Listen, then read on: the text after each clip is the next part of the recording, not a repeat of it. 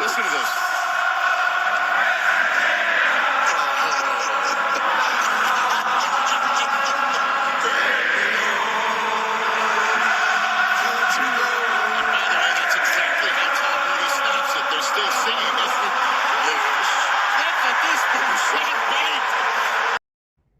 Even the Buccaneers liked that. Notice how that play went off flawlessly right there.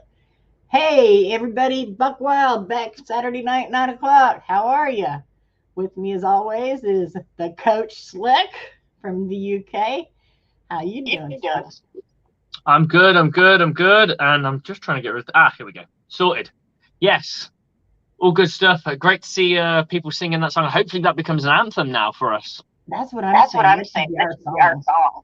I was talking to Tampa Bay Ray on my show just a minute, not so long ago, and he was saying if the Buccaneers don't hit on that, they are missing a beat.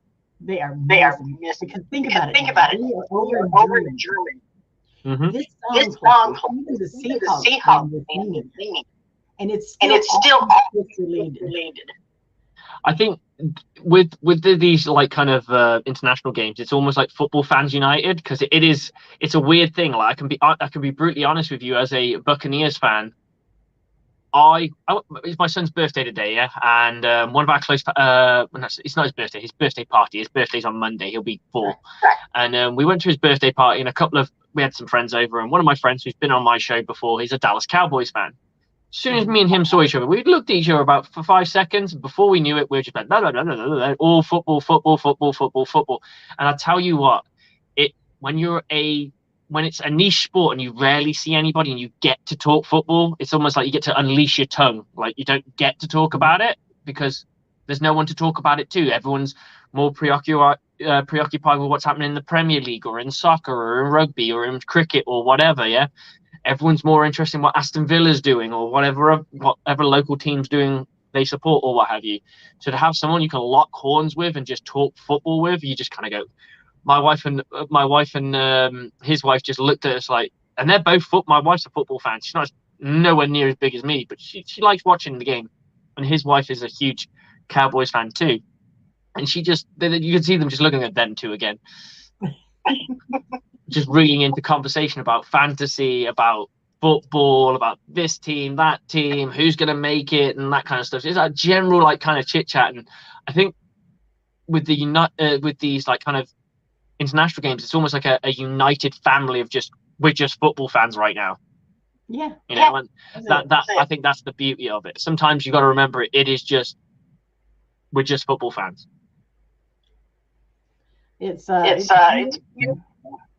It was good to watch, though. I mean, I've never seen anything like that. I mean, it's upset English fans. English fans do not like being thrown under the bus by the German fans, and they're like, "Oh, there were plenty of English fans there. That's why it was so loud." It's like, yeah, but you had loads of English fans at the England games, and they weren't as loud as that. It was amazing. I think it was just one of those moments, caught at the right time, played at the right time. You couldn't have time, because I've seen it done at these international games. They use "Sweet Caroline," which is the big England anthem, because that's the one that England associate with their winning culture of soccer.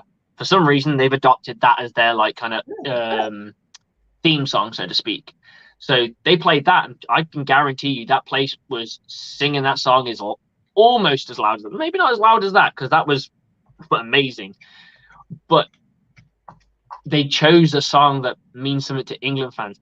I'm pretty sure Country Roads doesn't mean a heck of a lot to German. Well, probably. It's just in general, yeah. No, song's popular. It's obvious, yeah. But it's just a popular song. So to have everyone just go boom and just sing that out, like England fans singing "Sweet Caroline" by Neil Diamond, yeah, you'd expect people to scream that song out because it came along with them having international success in soccer. So that's why they're so passionate about that song. True. It was just a good game.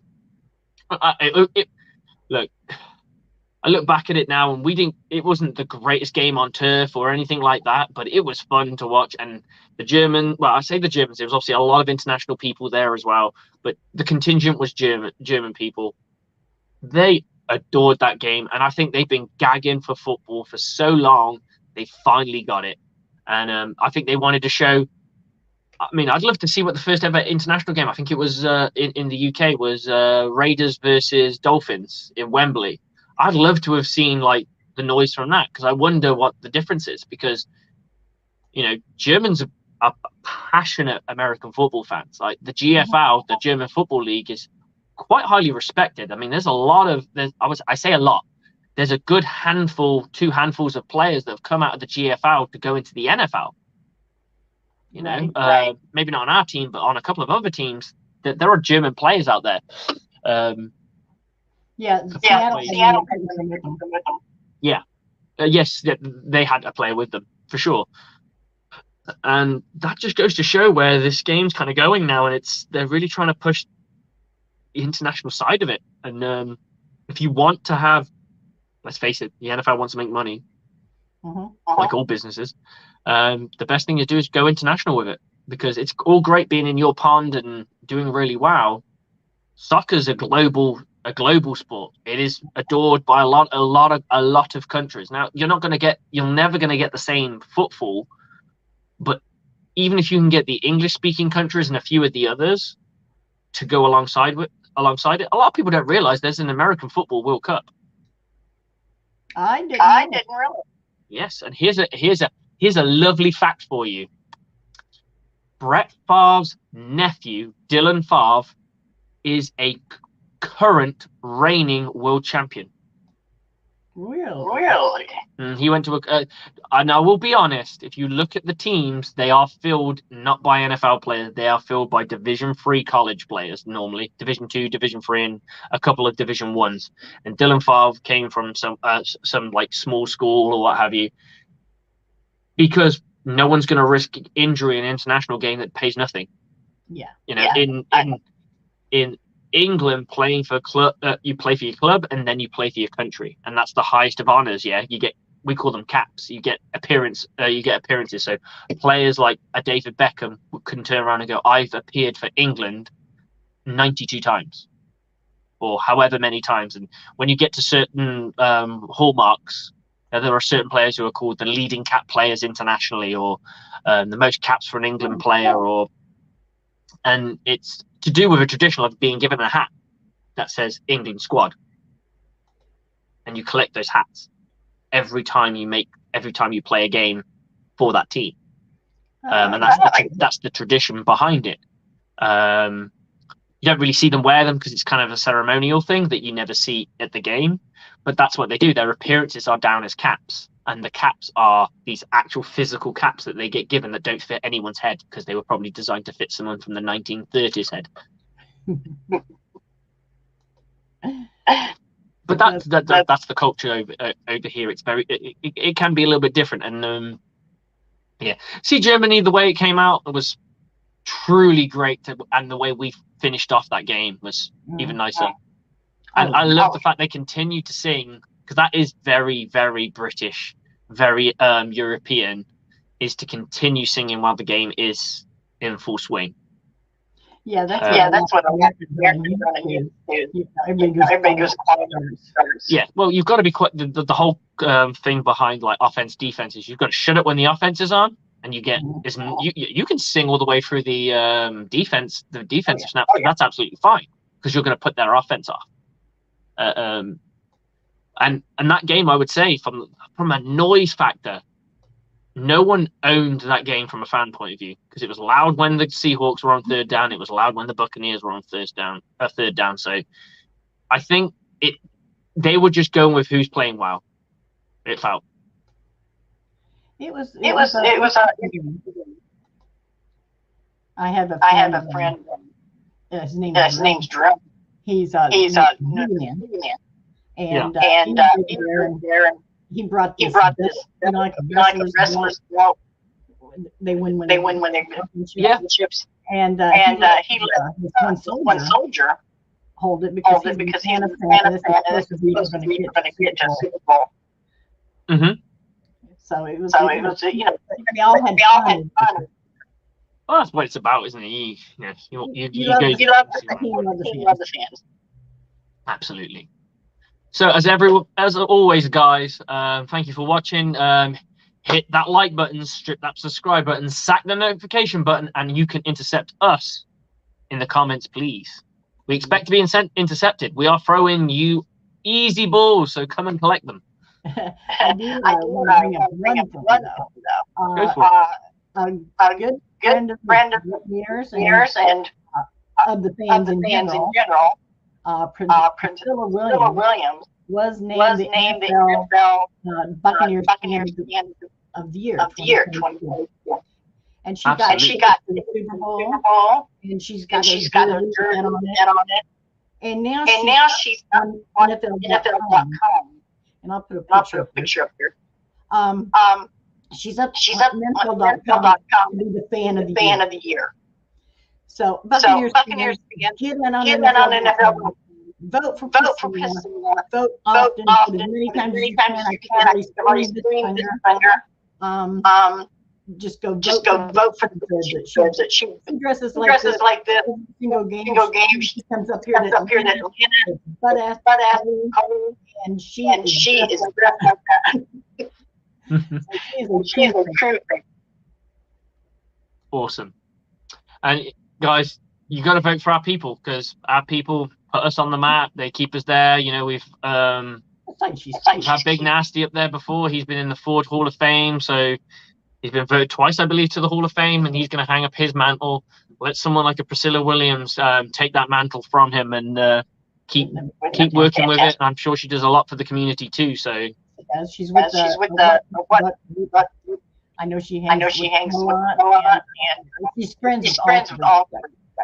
Absolutely. So guys, please vote for her. Let's get our name on the map. We're the best fans. We have the best fans. Yep. And we are and then we're going to be the best team, and we have to be the best team. And we do all that, tick, tick, tick, tick. Eventually, hopefully the championships follow too. That's right. The support we have right now is second to none. And we can talk about Brady fans. We can talk about these ex-Patriots. It doesn't matter. We know what we got, and what we have got is pretty darn special. We have supporters overseas. I know every team does, but we have a big following overseas. We are named, currently right now, we are named Germany's team. That's a fact. Cool. Us and Kansas City are named. I don't know why Kansas City. Us and Kansas City are have been designated Germany's team.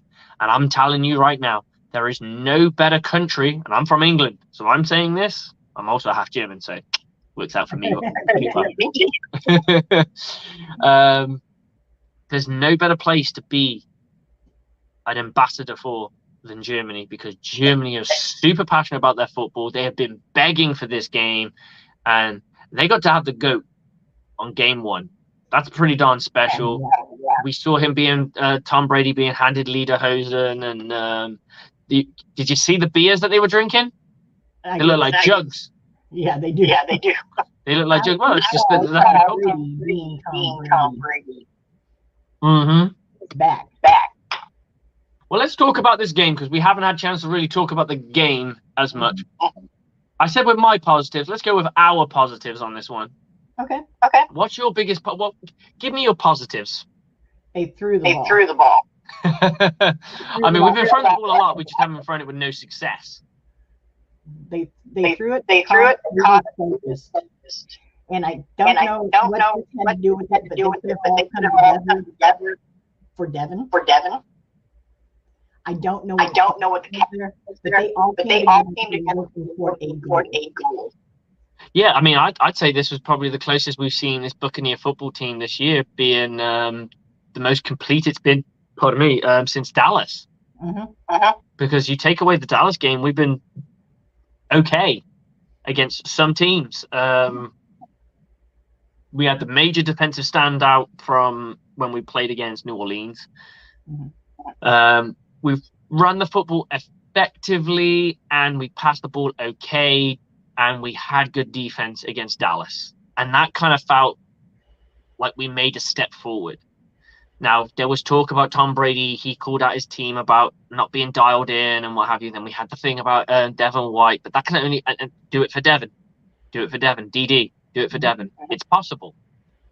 Or was it just a combination? And then the crowd, the vibe, the feelings they must have got as they stepped off the plane. They were welcomed. They came into a completely different goldfish bowl and had to experience German life, which is, it's not the same as coming to England. You know, you can go, I mean, Germans are pretty progressive in the sense of their language.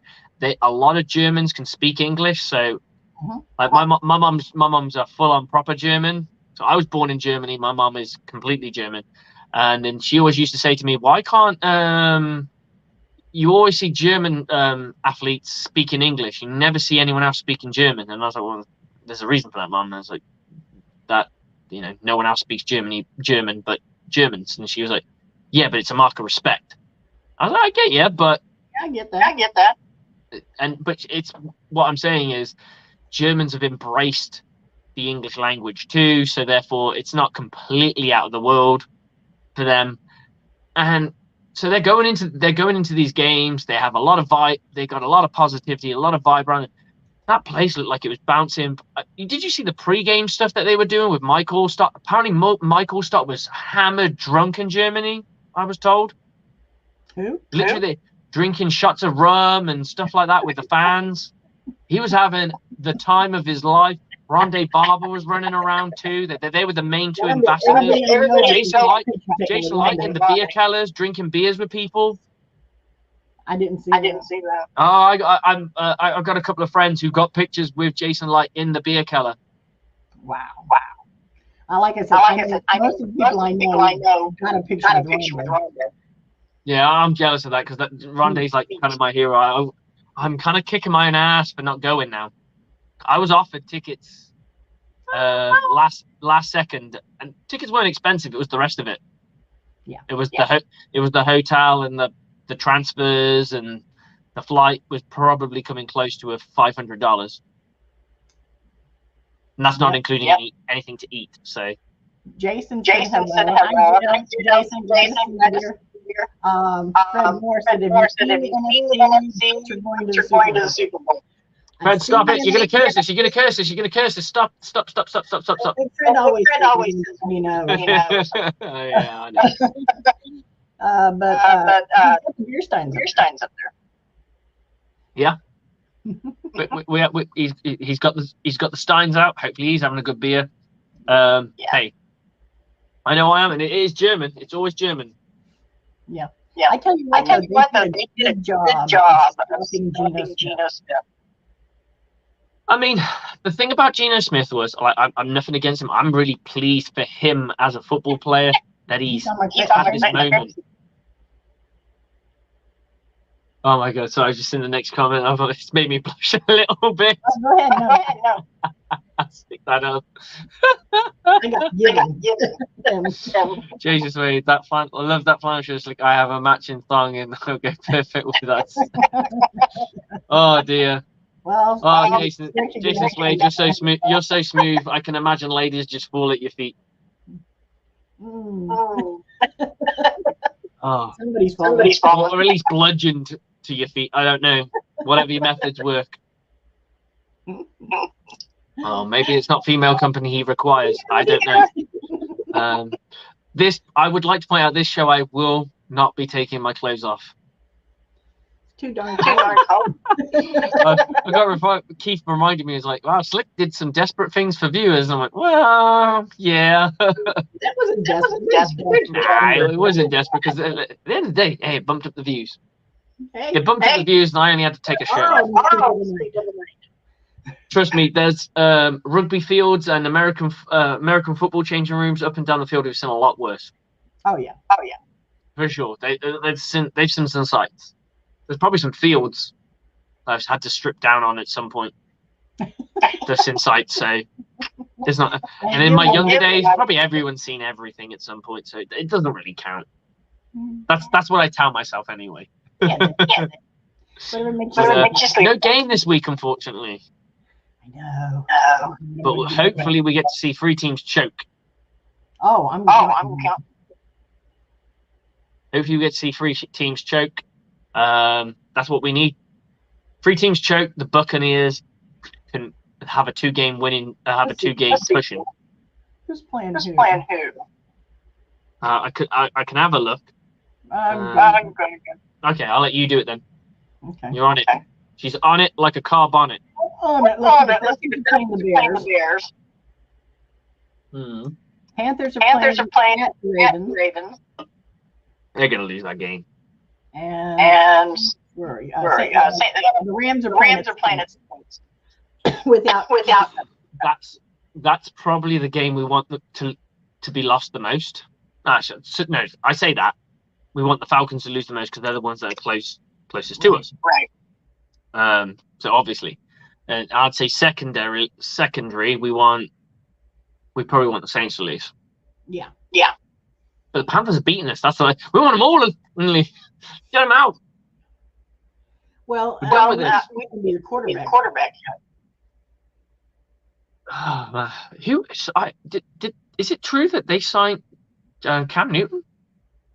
I read. I think maybe I was drunk.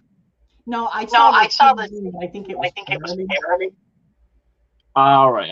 I read somewhere that the Saints were either looking or were going to sign Cam Newton, and I was like, ooh. Well as he did for the Panthers last year. It's not that. It's more the case of like I think he can do more with what they're geared to do because of how he's kind of a gadget player himself, and then he's got another gadget player, and then he's got a scat back, and I think he could actually suit the Saints offense actually decently for them. But it'll be very gimmicky. That's the problem. They'll have games where they'll really show up, and they'll have games where they just fall apart. Like our stupid gadget plays. Shall we talk about that? Should we talk about the Leonard Fournette direct snap, throw it to Tom Brady when it was not on? Yeah. I understand that. Look, how do you not tell? Look, this is my problem with the play. I got two problems with it. First, number one is you've got to turn around to Leonard and say, Len, the moment you see anyone go near Tom, because he was wide open last play and it was on. If you see anyone even breathing in his area, just direct snap and run forward. All right, cool. And anybody else on that play, you see it, cool, alert. And all he's going to do is take the ball, he'll get the direct snap and he'll run forward and we'll pick up whatever and we'll burn it down and we'll pick up what we pick up. Right. And that's fine. Now, secondly, what's the position that everybody wants to play? Quarterback. Yeah. So do you think someone like Lenny Fournette is going to go, oh, I get an opportunity to throw the football? Do you think he's really going to do it properly? Do you think he's just not like a giddy little child right now going, ooh, I get to throw a football. I can throw a touchdown. And I can throw a touchdown at Tom Brady. It was probably the worst decision in football, in my opinion. There's obviously worse decisions than that, but it felt like the worst decision in football to me.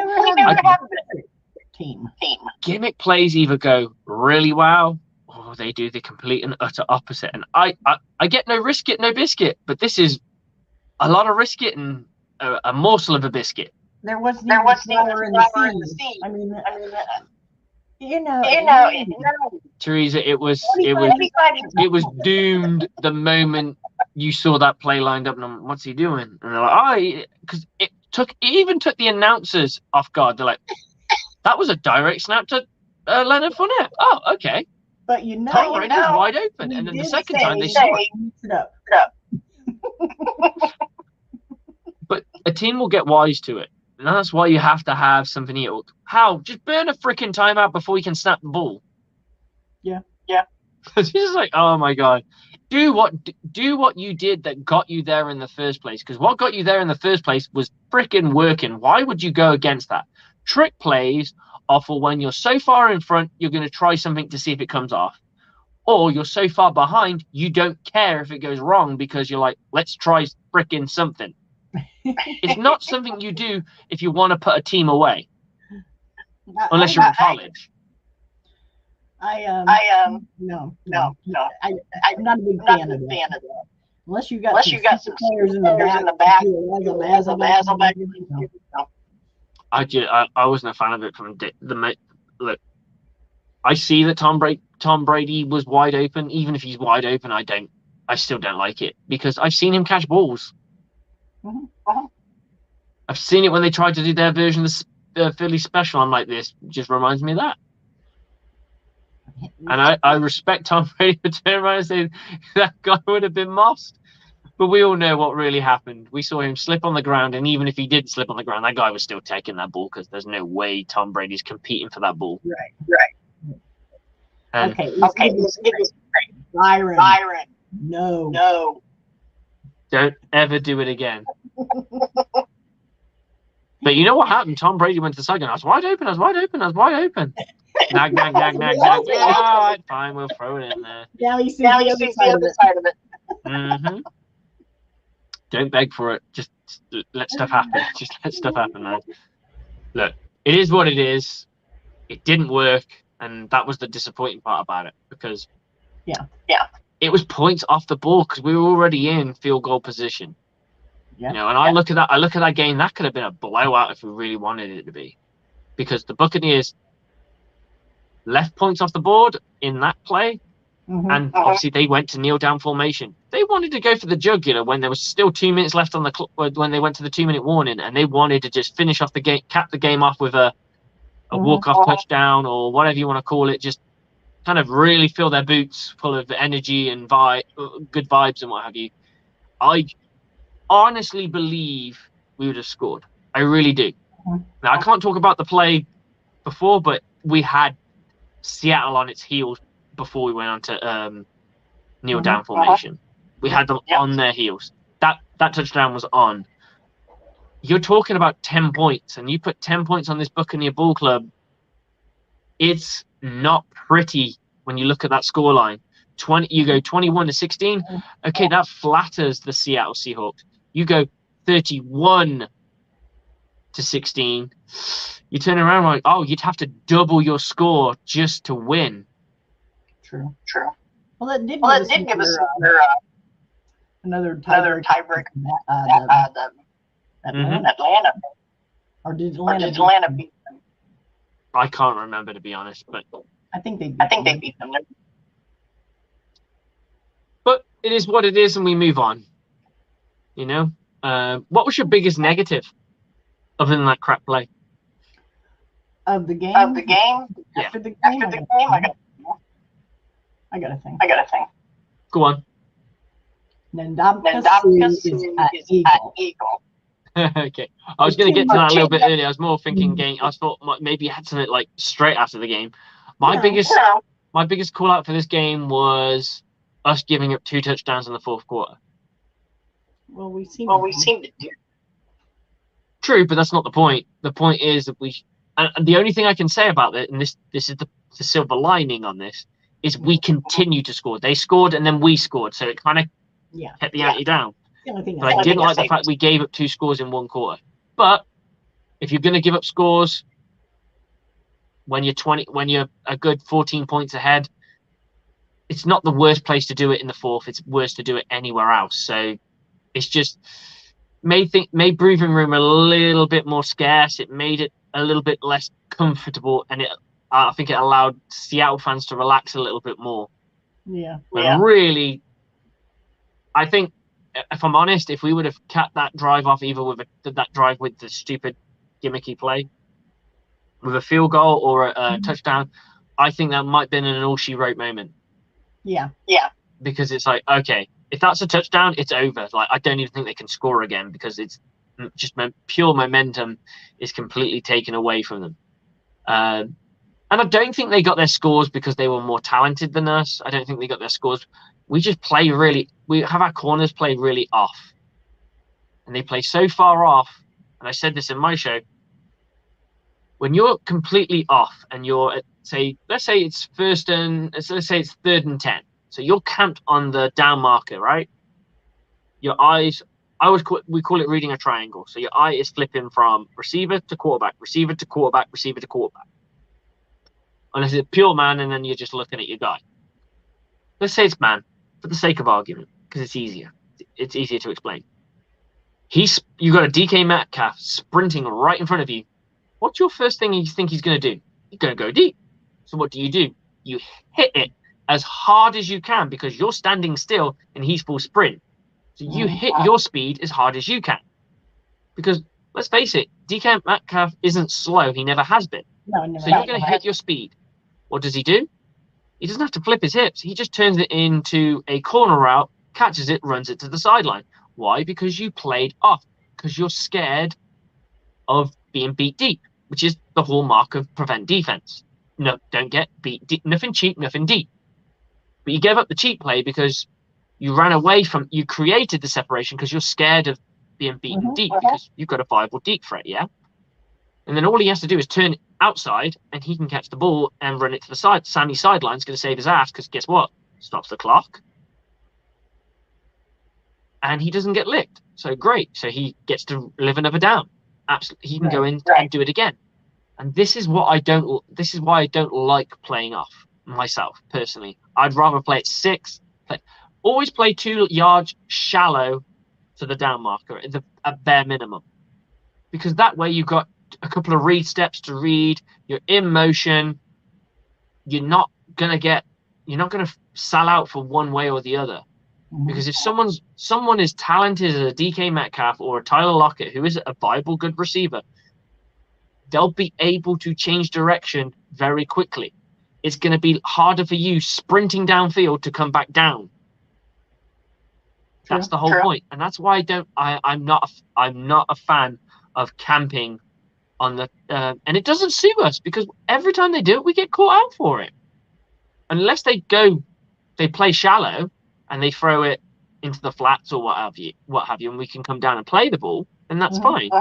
But when we do that whole, they run hard at us and then they hit the angle. Our biggest weakness, I would say, on defensive against the pass is when people attack the sidelines. When they go deep on us, it doesn't I'd say we're decent. We're pretty darn solid. But when teams attack the sidelines, it's almost like we give it up. Yeah. We give up real estate. And as an offense, we don't expose the sidelines. We want to catch everything right downfield. Exactly. I've always you're not going more towards the sidelines. You know? Well, we did in the drive when we played against the Rams, and I tell you what, Scotty Miller turned up a second time. Yep. I mean, he's not getting major yards, but it's something to add to his resume as saying I can do more, and that's what I'm seeing from him. I'm seeing I can do more. He can run the same route combination as Mike Evans, even at his shorter stature, because he commands the same kind of respect. Because he's so fast, he's always going to have somebody go, I can't get beat deep by this guy. So he can play short stuff really easy. Same as Mike Evans. Mike Evans he can kind of get forgotten about and can sneak through the cracks. Because he's not particularly fast. He's got solid speed, but he's one of those people that no one sees as a deep threat, even though most of his yards he catches are just screaming jump balls where he snags the ball and brings it back down. For some reason, no one sees it. It's almost like they don't see him as a deep threat, even though he is probably the biggest deep threat we got, or one of. One of them. Yeah, and I think they can do the same with they can do the same with him too. Look, and I've seen from little Scotty Miller, his route running's got better and better this season. I can see why they kept him around. And as I said when the season first started, Scotty Miller's kept around because Tom Brady wants him. It's got nothing to do with what happened in preseason. Everyone was like, oh, but in preseason he was trash. He was absolutely abysmal in preseason. And Tyler Johnson was way better. But who was throwing the passes? Blaine Gabbert and Kyle Trask, not Tom Brady. When Tom Brady comes to town, he'll go, I like that guy, I like that guy, I like that guy, I like that guy, that guy. Oh, you picked 6 wide receivers. Yeah, they're the guys I want. Everyone else can go to practice squad.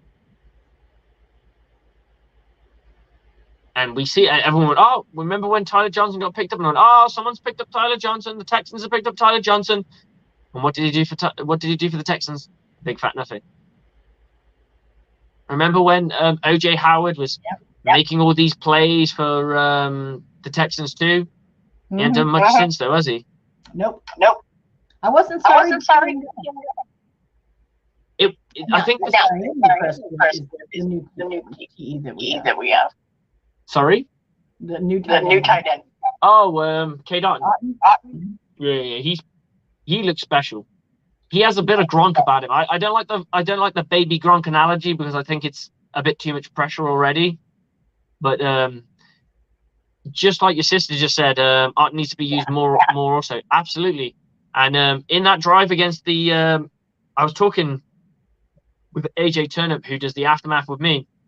And we both said going into the pre-game show that we did that the Buccaneers need to count on a player or two that no one's expecting to shine, and someone like K. Dotton, no one's expecting him to get the ball because none of the play calls have been designed for him yet. Right. That means you can fly under the radar and you can do some special things. And he has done. He finally got himself a touchdown, and he's emerging more and more. I think he's, as a 4th round pick, I think he's playing way above. I think he's playing closer to a 3rd round. You could argue maybe a 2nd at this rate. I don't know what I'd like to see the rookie tight end stats. I've not seen them, but I'd like to see them. Just to see where they're at. Because there's going to be some guys who fly and there's some guys who don't. I'd like to see where he stacks up. Me too. But he's looking really good right now, and Buccaneers have got themselves a special player. And we were talking about this earlier, and you said the thing that bothered you the most, say it isn't Sue. I am. I'm not signing Sue. Look, the thing about the whole signing Sue thing that bothers me is I don't know this, and maybe you might know. I heard they signed him for $2.5 million. Yeah. Right.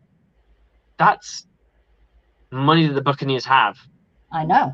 Is this a prize thing? Besides, he's a giant. Is he? Did he upset somebody? I don't know. Unless they looked at the Absolutely, Pamela White. No one has any tape on him, and when you have guys that no one has tape on, and they're talented, it's the Scotty Miller during the Super Bowl season. No one respected him until they had to respect him, and that's why he's probably struggling a little bit now because he isn't mega talented. He's just very, very fast, and he's got solid hands. He's got decent enough hands, and that's why he's struggling a little bit, and that's why he's had to add a bit more to his arsenal as a receiver to be able to run shorter routes, to be able to cut in and out. We all know Tom Brady likes a skinny white boy. He loves them skinny white boys. And if he can turn himself into a skinny white boy, a Julian Edelman that has his speed, he knows he's going to eat. So, and I think he's starting to show more and more of it. I think this is his last year though, isn't it? Yeah, this is his last year. So he's got to show something being worth re-signed, or go under the radar so much that nobody wants to re-sign him, and then the Buccaneers can sign him for not a lot. Cheap. Team-friendly deal. Next week's games. We have to go into Cleveland. We're going to Cleveland, yeah? Is it going to be Snowmageddon? I hope so. Because it might throw us into a neutral site. Yeah, okay. I'll take a neutral site. I'll take a neutral site. Let's see. Because both teams got to travel. Titans are home. Go there. The Saints are Tampa. We could go there. Yeah, I mean, you just got to look at who's away. And the Falcons are coming in DC. Bring it. Home away from home, yeah? Home away from home. I got some nuts. Here we go. Fred Moore's got a good thing. We're good. NFC is trash.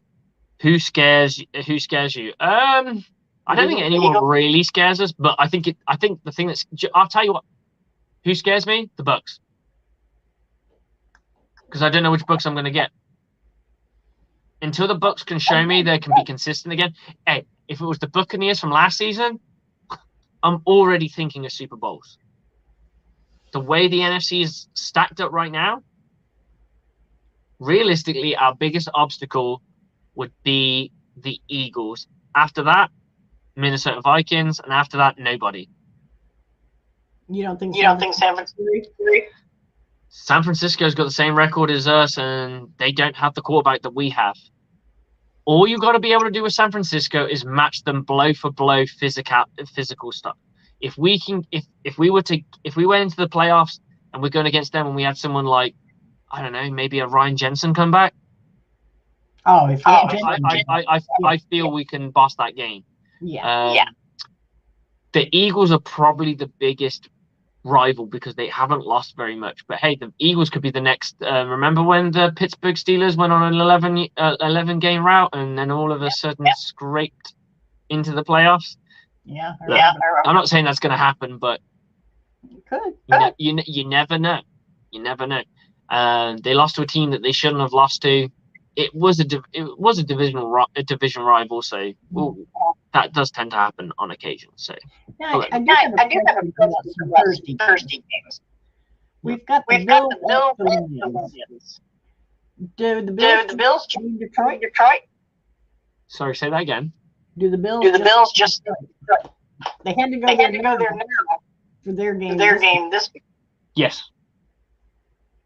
I think they should stay. Yeah, probably. I mean, one of the things we talked about when the Bucs went to Germany, it's like, when would you want to go to Germany? Do you want to go to Germany straight off as soon as the game in the Rams is done, and you go and like pretty much Tuesday morning, say goodbye to your family, and we're off? Mm-hmm. They went on a Wednesday. I believe they went on a Wednesday, arrived on a Thursday. Right. Because of time difference and things like that. So, yeah, it's interesting because I said the first thing I do is say, take them on the road straight away. Just the more they can acclimatize. But hey, the whole thing with these NFL games, it almost feels like there's a formula to winning them. Jags kind of felt like they had it for a while because they were doing well in England for a while. But that could be fan base. It could be a lot of different stuff. But I mean, I remember watching them absolutely trash the Ravens when they had that whole Saxonville going on. And a big shout out to the Jacksonville Jaguars. They found 149 rodent drop-ins in their stadium and 2 dead rodents. Not somewhere you want to go and eat, guys. Don't eat if you're ever in, I don't know, is it Everbank Stadium? I can't remember what their stadium's called. If you're in Duval County, don't eat the food. Just drink the water. Yeah. Good. Well, don't eat food. Just drink beer and survive. Yeah, there you go. The grain's hot. If worse comes to worse, go for a swim. Giants versus Cowboys. Do you want to do picks? Yeah, let's do some. All right. Have you got the schedule up? I do. We got Bills and Lions. Thursday night 12 game. Who you got? I have got the Bills. Yeah, I mean, I like the Lions. I like the Lions, but if you're gonna look, this team needs to snap a losing streak. So, who's better to do it against? Right. It's gonna be difficult for the Lions to continue, and they may be they may have got one, but that Bills team is too talented. I think so. Too. I just don't think they're gonna fall apart. 4:30. We have the Giants and the Cowboys. And the Jags. Giants 2 and Cowboys 3.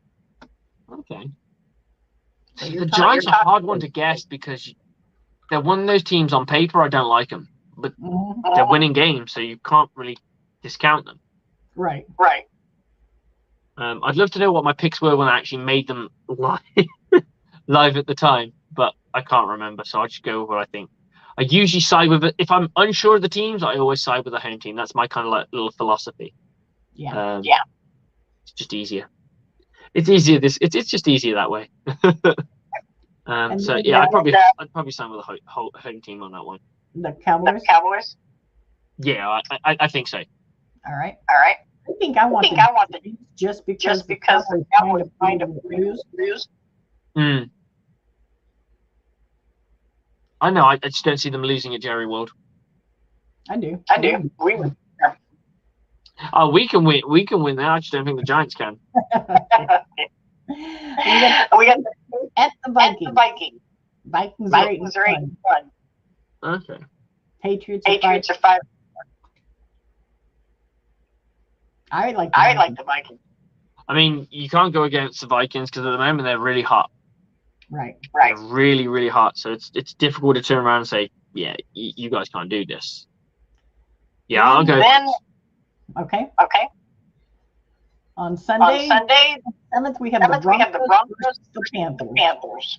At the Panthers.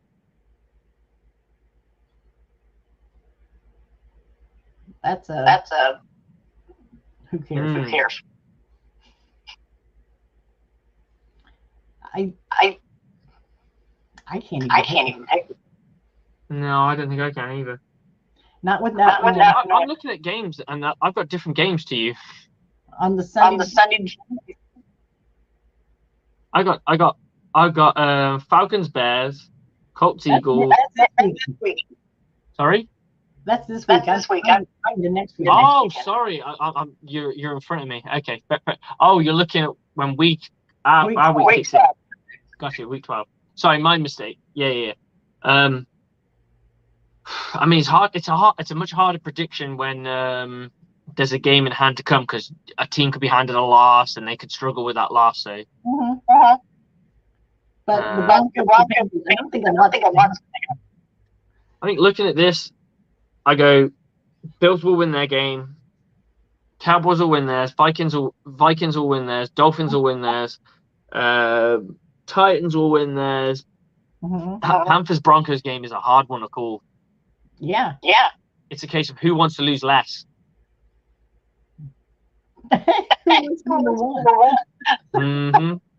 Jets Bears, that's a toss up as well. To be honest, the Jets are playing better. They're playing better. I sometimes forget it's the Jets. Commanders and Falcons. I want the Commanders to win because it's the Falcons. I see that as a very even game though. I think it could go either way. Jags and Ravens. I expect the Ravens to win. I do. Seahawks and Raiders. I expect the Seahawks to win. Chargers and Cardinals. That's a tough one because both have moments. But if I had to put money, I'd go with Chargers. Niners and the Saints. I hope the Saints get pissed on. Yep. Chiefs and Rams. I expect the Chiefs to do an absolute number on the Rams. I expect the Packers to be absolutely shunted by the Eagles, and the Colts and Steelers is an interesting one because I feel those teams are kind of on the same level. Yeah. That's a tough one to call. But the rest I feel pretty comfortable calling it. I go with the home team on the Steelers one just because I don't expect Mike Tomlin to be outcoached by Jeff Saturday. Well, that's the Colts.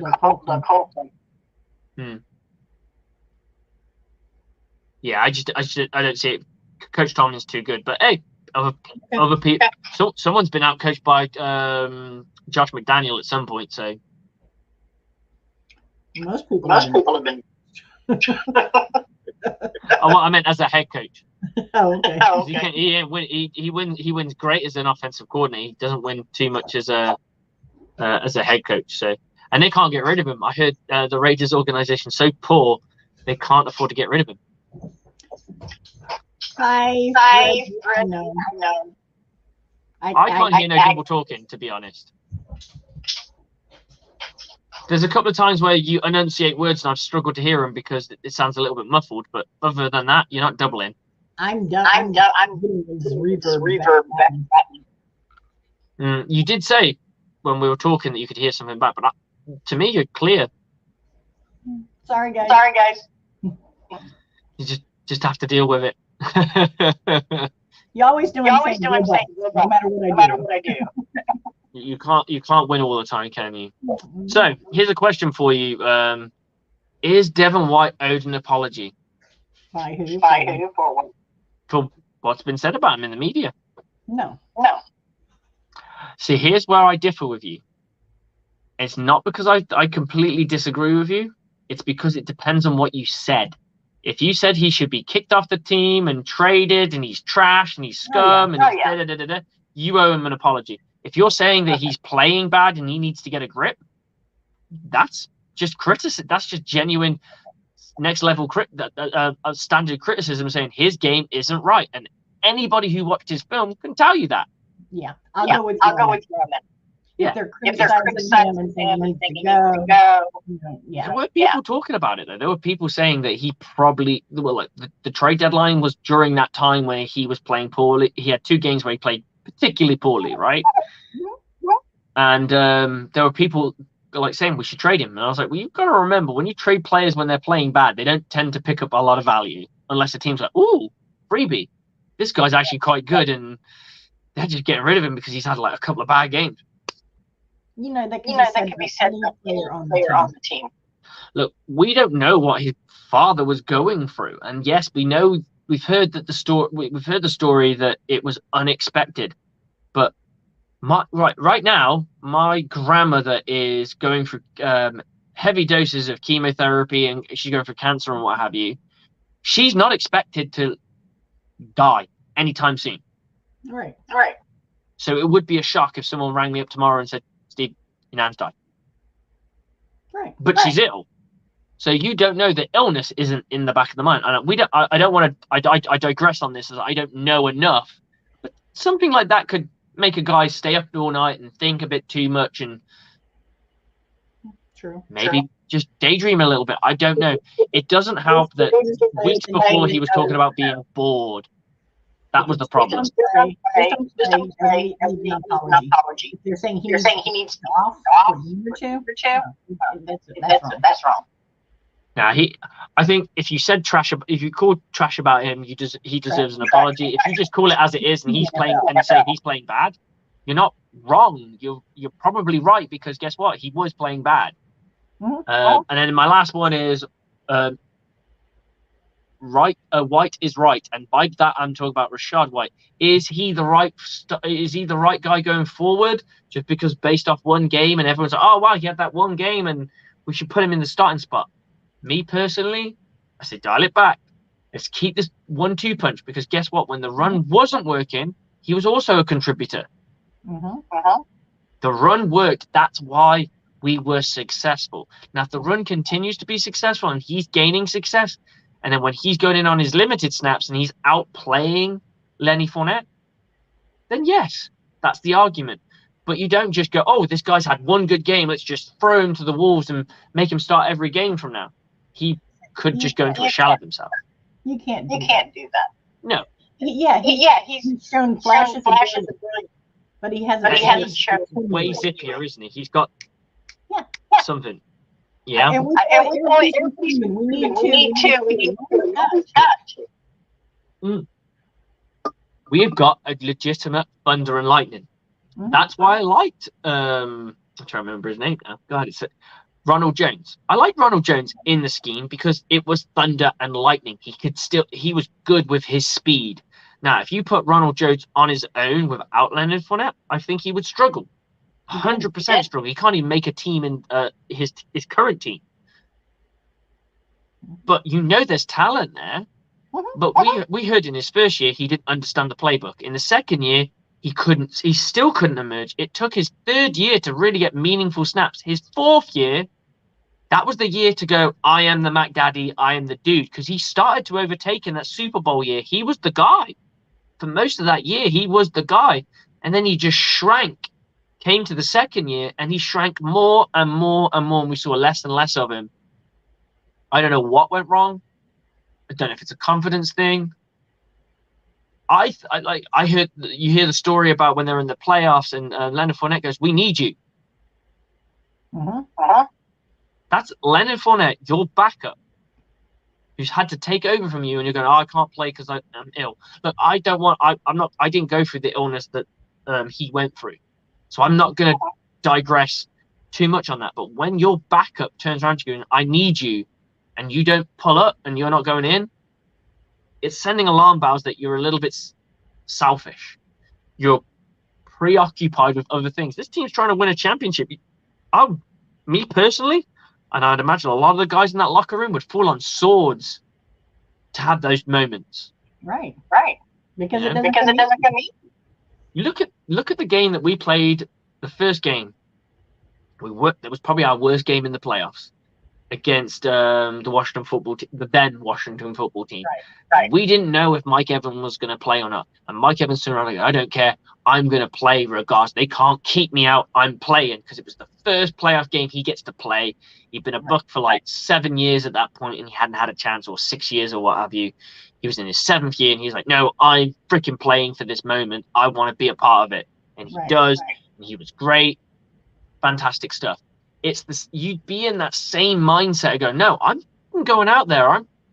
Because this Leonard Fournette guy is going to take your job. No two ways about it. Leonard Fournette is looking to stay. If he can stay with the GOAT, he'll stay with the GOAT. He signed a 1-year deal. He then signs a multi-year deal with us. We've now got Rashad White in the background, and Rashad White just seems a savvier, smarter.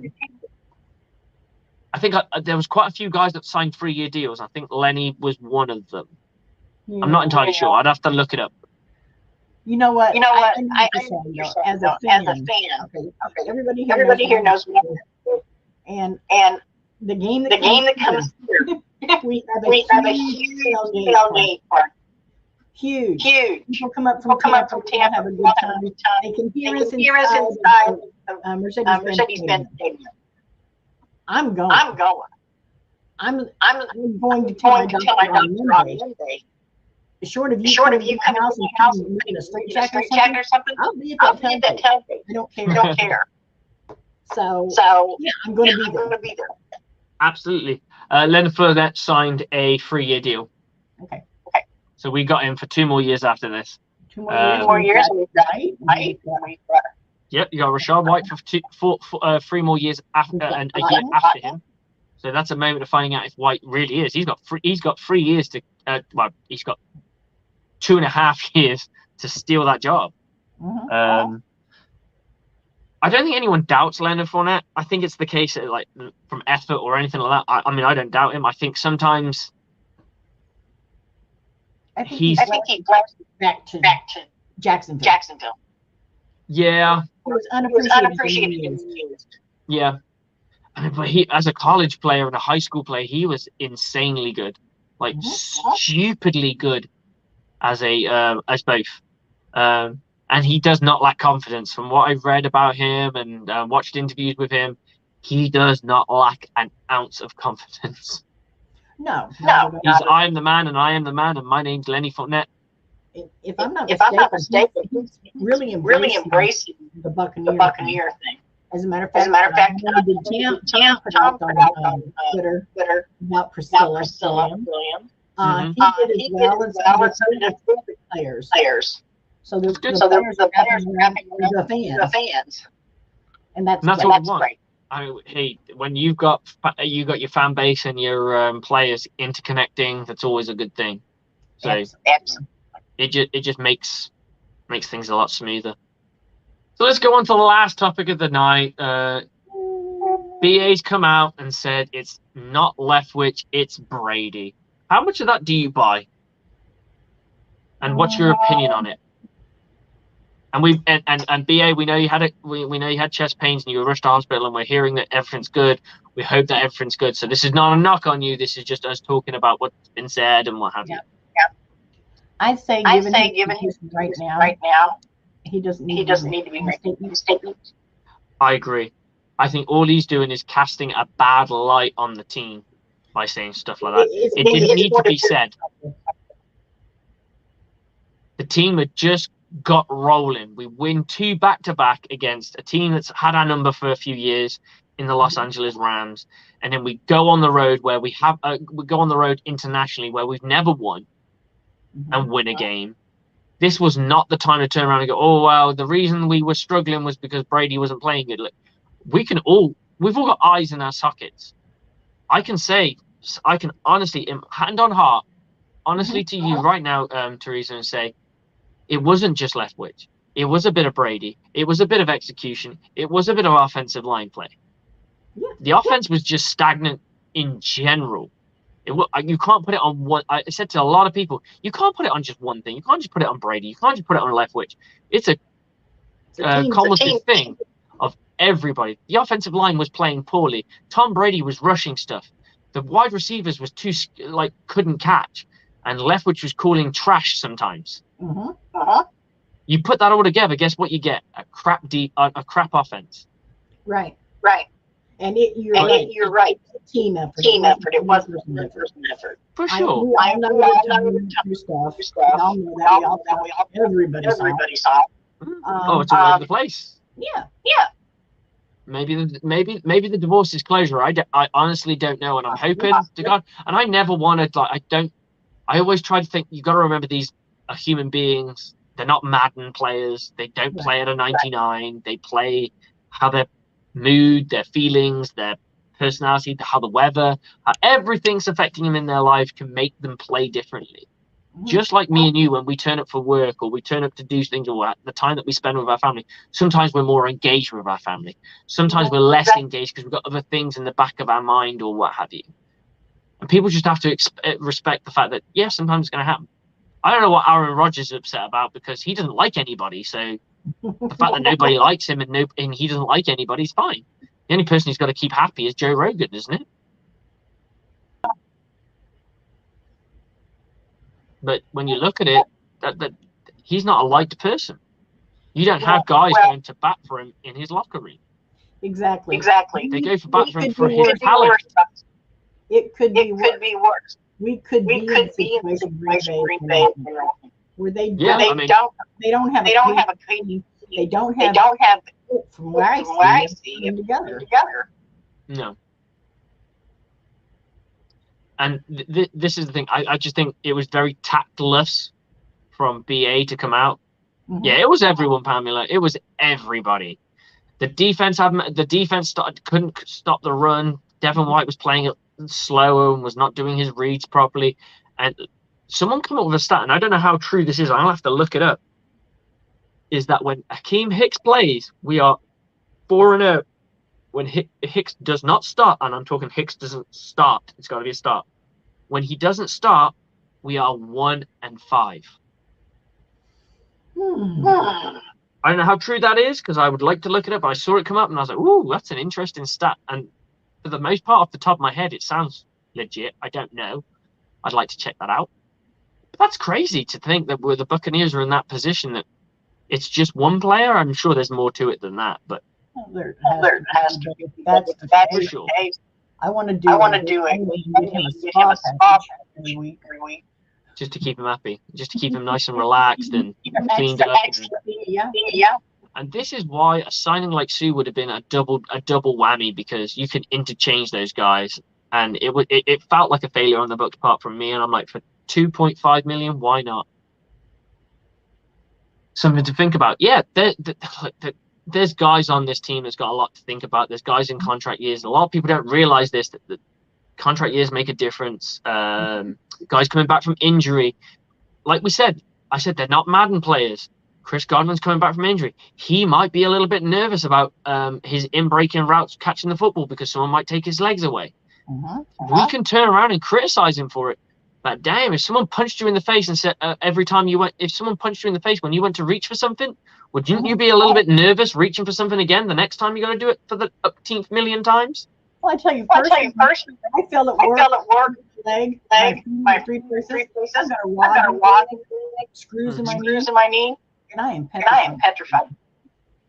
There you go. They from the person herself who's had an injury or a condition that's had to be fixed by surgery, where they've had pins or needles put in or screws put in. It's a vulnerable area of your body, and that's why, like, when people talk about Odell Beckham, That guy's got 2 bum knees, I think, as far as I know. I don't know if he's in. Thing is, when they tell you about the ACLs, off the top of my head, I can't remember which one which one he's damaged. If it's both of them or the same one twice, and it goes against you, and you just don't know what you're going to get. And that's why I'm not sold on him at all. And I don't think the Buccaneers need him. I think the whole goal was to try and get Julio Jones healthy enough that you could use him sparingly here and there and sprinkle him in. And then come playoffs, you can go mad with him because now you've got 3 viable wide receivers and then Russell Gage on top. And then if little Scotty Miller continues to play the way he is, that's 4. Hey, it's a special team then. Rashad White makes his emergence. You get a nice 1-2 punch, thunder and lightning between those two. Bit of was it reminiscent? To turn around and say Leonard Fournette and Michael Stott are the same person or 2. I know it's completely different, but I'm trying to go with that vibe of Michael Stott and Warwick Dunn in that kind of thunder and lightning vibe.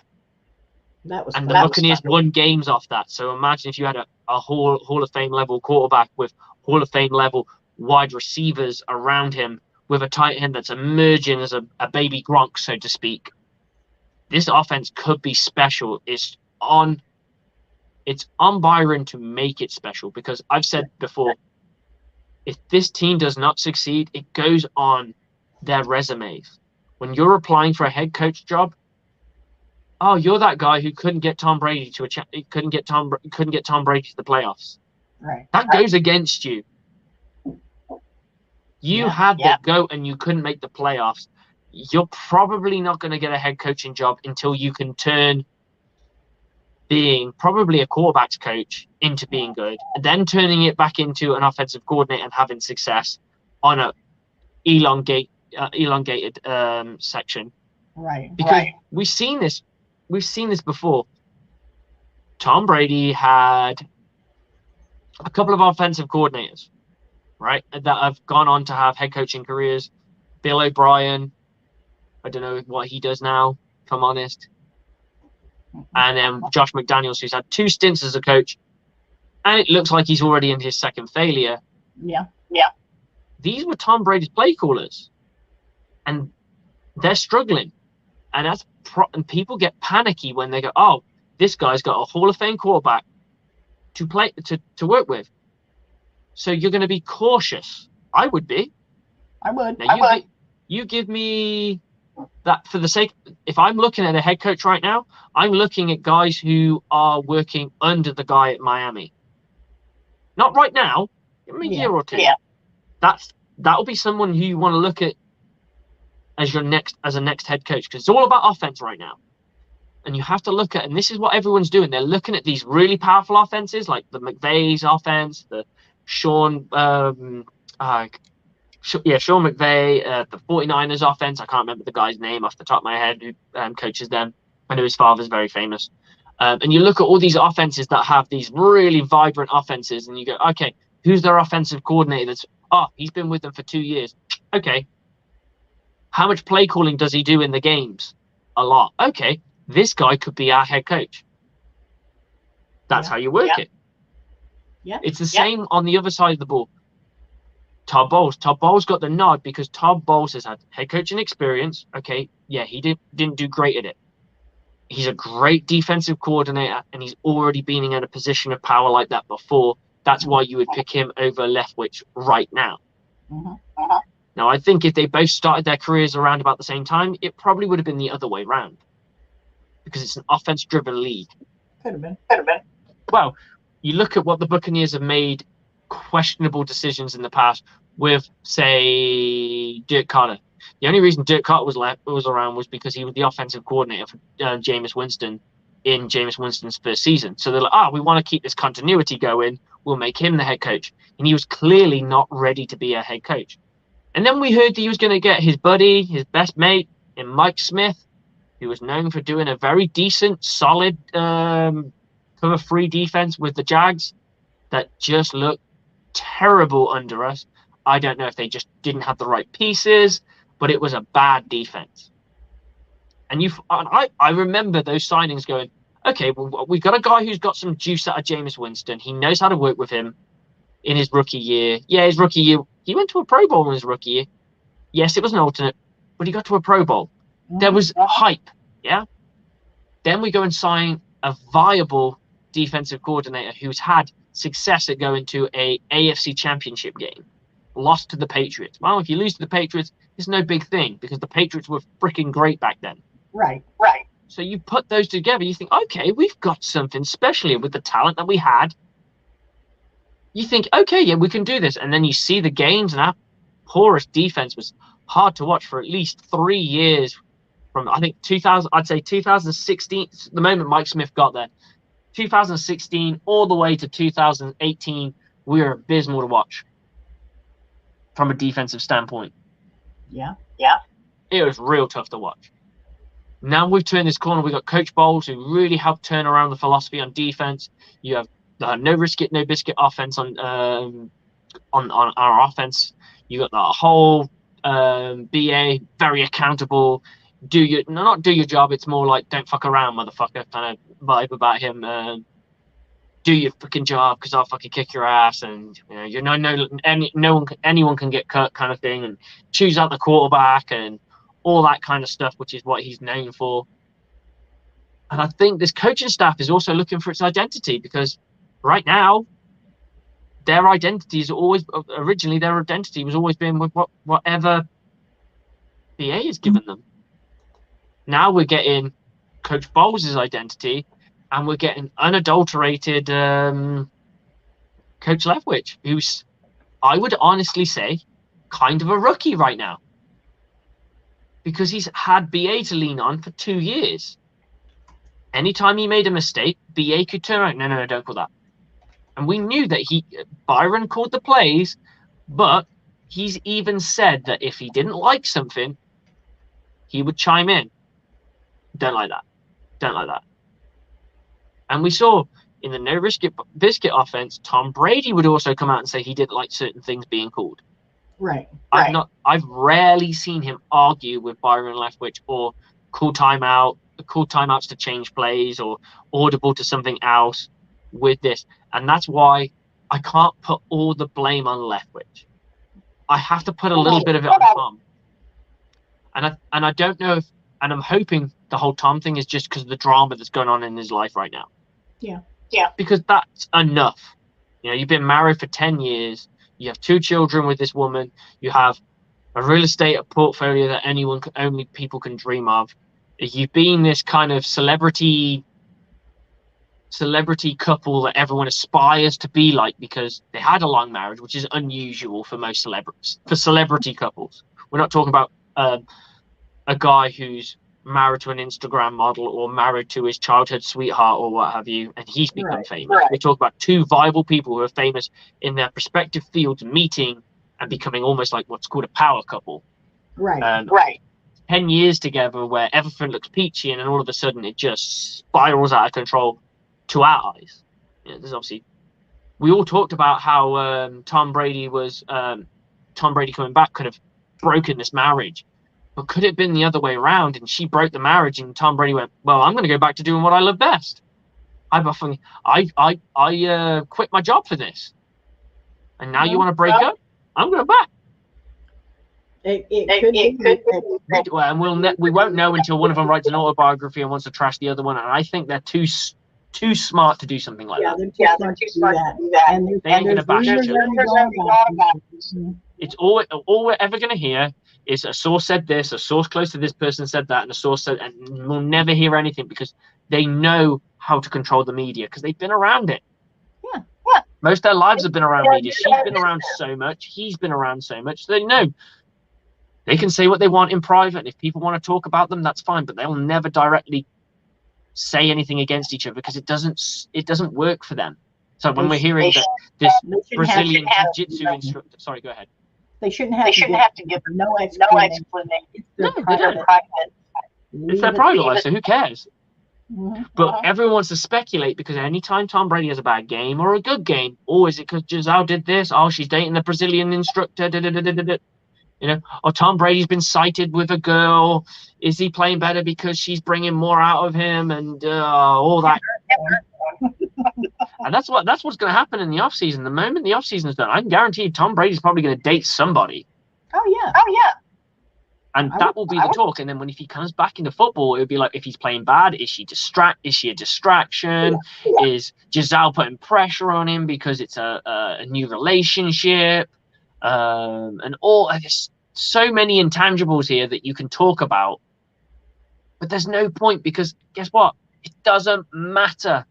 He's a guy going through regular stuff like the rest of us. There are people up and down the country going through divorces. There are people up and down the country going through wives getting pregnant and having babies. There are people up and down the country meeting their new fiance or their new partner for the first time in their lives. Right. It's irrelevant. But because it's Tom Brady, it is relevant to them. Yeah. So I've got a thing of saying, before we finish this one off, because we are getting pretty late now and we're into about the hour and a quarter mark. I always say, if you stay ready, you don't have to get ready. So the Buccaneers' goal for the bye for me is stay ready. You don't have to get ready, because when you go into that game, you've got to be ready. So if you're all ready to go. That's right. It's the Browns. Be ready for the Browns. Browns can be. We traveling to them, or are they coming to us? We're traveling to them. Yeah, I thought so, because we went two home games. So I guess as much. Well, No Deshaun Watson? Now here's a question I didn't know. Deshaun not for this. No. But the thing I didn't realize is everyone's saying he's now practicing with the team. I thought you couldn't practice until the day of your suspension is finished. No, I can practice. But if I remember correctly, and please correct me if I'm wrong, because I'm just going off what my brain's telling me. When Jameis Winston had that 4-game suspension, I was about to say 4 years, 4-game suspension, I swear he didn't come back to practice until the week of that suspension was done. He can't play until week 13. But he can start working. It's just weird that it's offset that he's allowed to be with the team for at least 2 weeks. Under the terms handed down. Okay, fair enough. So usually I see teams, when a player suspended, and we're talking short suspensions of like 4 to 6 weeks, on the 6th week, that's when they start practicing to get ready for week 6 game. So it'd be like week 5 is just finished. He's now back at practice. In this case, he's allowed to go to practice almost 3 weeks before the game. Seems a little bit odd. Almost works in his favor a little bit, because he can now get into shape. He can now, but then at the same time, you got to look at the Cleveland Browns and say, wow, if they're giving all these snaps to a guy that's not going to play for them for 3 weeks. I'm going through divorce and I've never been happier. Go Tom. I hope I don't go through divorce. I hope my wife doesn't want to get rid of me. Nah. I'm too damn charming. I got to stay with that. That's it. Yeah. Don't forget, everybody. I know that bring it up every show. When they come to play in Atlanta, big huge tailgate party. You can go out on my Facebook site and see the information. I have it right here. But it's $85 before you go into the stadium. There you go, guys. And we are loud. Represent. Go out there, have some fun, enjoy the tailgate. You going? I'm gonna be there. There you go. I want to see pictures of you. I want to see pictures of you enjoying yourself. I want to see pictures of you getting around there and having a good time. I always have a good time. Ah, that's good. Are you going to be going with your sister as well? I don't know my other sisters here. But oh yeah, she lives elsewhere, doesn't she? I always assume that anyone that's related lives in the same state, because your states are so big. Your state's almost the size of my country, so. I know. So I just assume you all live in. Yeah, it's a bit like when American people ask me if I've met the Queen. I've not met the Queen. I'd like to point that out. You haven't met her? No. You missed?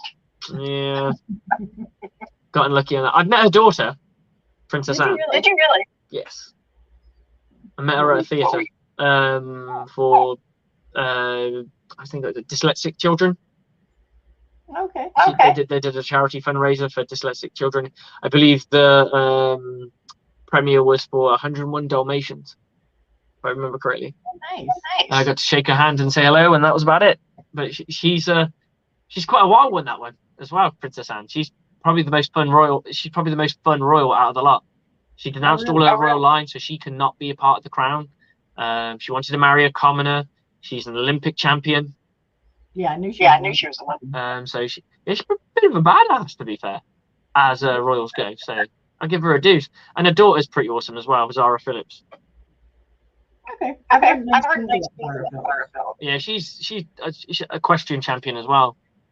But it's just nice to that still providing a service for their country. That's good.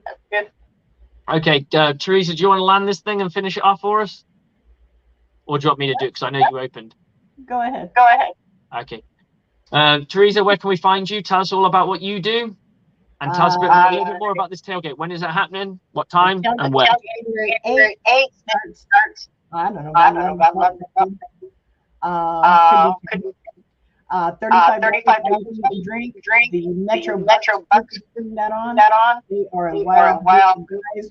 We have so much fun. Even if you don't have the game, we have a television out there. We watch the game too. They have a night before at the View in Atlanta. You can go meet and mingle beforehand. A lot of fun, people. A lot of fun. You can find me on Facebook. Be a friend. Just send us a friend request. It's Teresa Baxter. You can't miss me. And go Bucs. There you go. And you can catch me and Teresa on this show at all times. We're here every Saturday from 9 p.m. Guys, it's been real. Thank you very much. I'm on second show number 2, and I don't have the aftermath show this week, so I get to relax a little bit more. Guys, always a pleasure, never a chore. You can catch me on the social media content I do as Coach Slick. You can catch me on social. I do also run the Bucs Report Instagram and Tumblr, and I also do my own stuff as well.